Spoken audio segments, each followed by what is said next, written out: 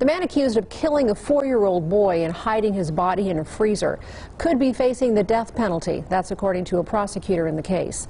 Now, this comes just less than a day after 35-year-old Brandon Toseland faced a judge and gruesome new details of the injuries the little boy suffered in court. Victoria Saha has more.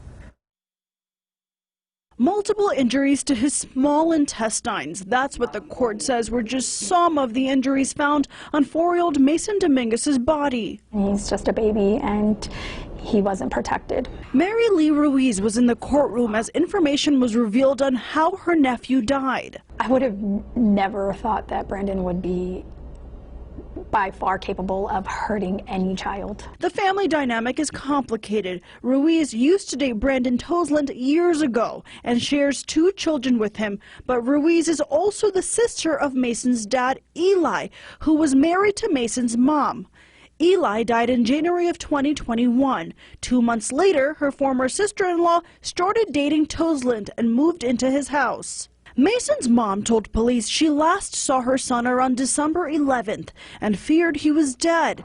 According to the lawyer of Mason's mom, this is when Toseland would start holding her captive. I'm not here to discredit or undermine anybody's victimization. But Ruiz says her kids were also there at the same time and wonders why no red flags were raised. I don't understand how it went so long. And I saw you multiple times. What's the reasoning for my children and my niece and nephew to have to be put in that type of environment? Ruiz says for 2 months until Mason's body was found in the freezer, her kids would tell her Mason was with his maternal grandmother. The kids are the ones who I feel deep in my heart are the victims because of their innocence. Victoria Saha, live, local, now. Mason's paternal side will be holding a celebration of life for him Saturday because they weren't invited to his funeral.